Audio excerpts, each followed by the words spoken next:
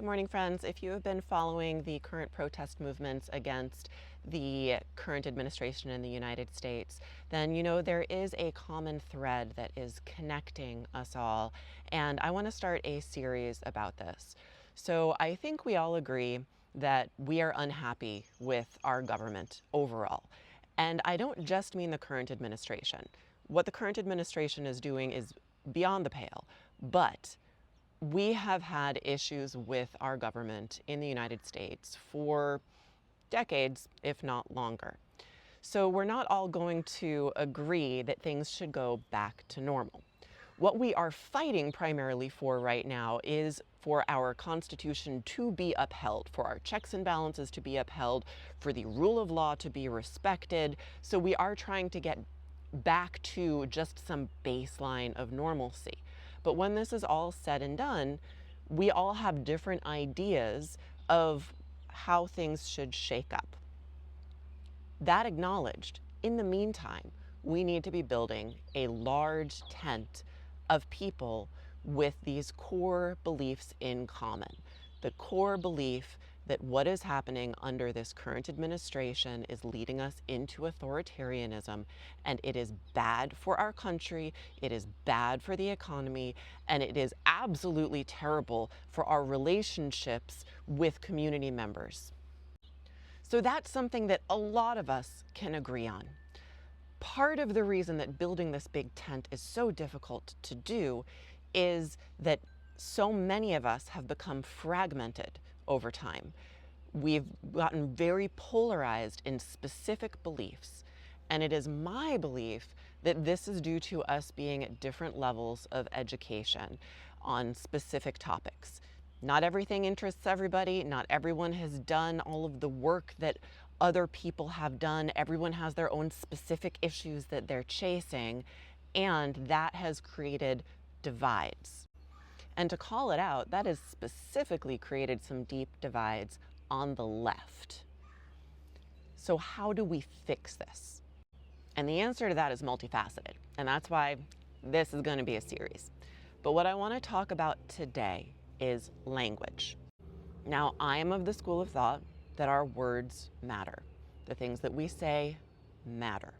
I have done a lot of education for myself, to work on myself, to learn that a lot of the words that I was saying, especially back in the 80s and 90s where we spoke a lot freer and in ways to get like real reactions out of people, a lot of those words hurt people.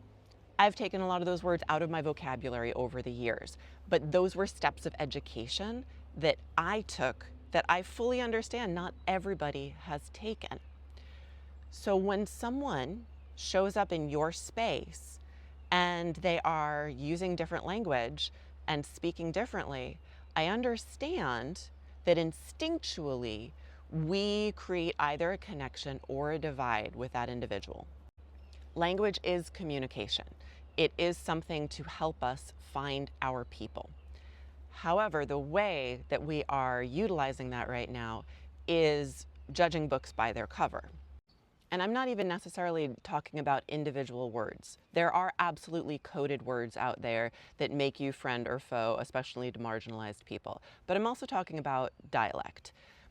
I am in New England right now. There are plenty of people here that when we hear a Southern dialect or even a West Coast dialect, we have preconceived notions about who this person is and what they believe. And I'm here to tell you, you are wrong. Stop doing this. I got my undergrad degree in Texas. It was, very eye-opening to see that different language doesn't actually define who we are. It was pretty quick for me to understand that y'all doesn't mean that I'm a cowboy or any less intelligent than anybody else. It is literally a word that just means all of you. It's also gender neutral.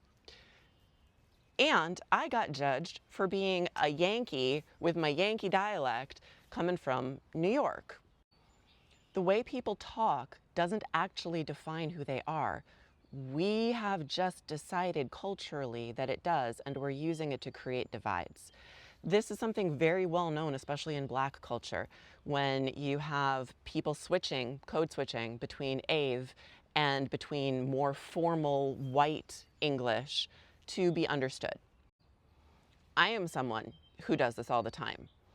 I have switched between working in very formal environments, knowing how to compose myself, knowing how to use my big SAT words so that I can be taken seriously, versus when I want to speak with my friends or speak in more blue-collar environments, my language automatically changes. It is something that I don't even think about anymore, but I can absolutely reflect on it and see that I do it.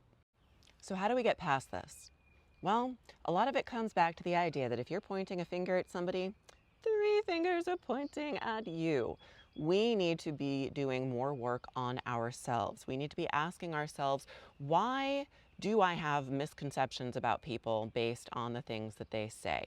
Why am I injured by these specific words?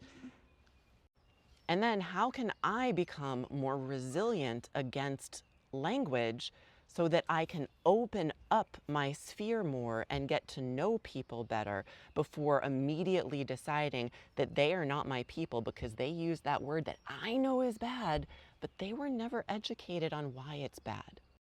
Or maybe they were technically educated, but it was in a way that was incredibly demeaning, and so they never understood. We have to assume more positive intent in people. We have to understand that we're all humans trying to figure things out right now, and the vast majority of us have a lot in common. The authoritarian regime at the top is not a reflection of the general population in America. They are the minority. Don't let them fool you into thinking otherwise. We need to create community right now. So we need to learn to speak with people whose language is different than our own. Thank you for watching. If you want to share my videos, I'm on TikTok, I'm on Substack, I'm on YouTube. Let's keep this conversation going.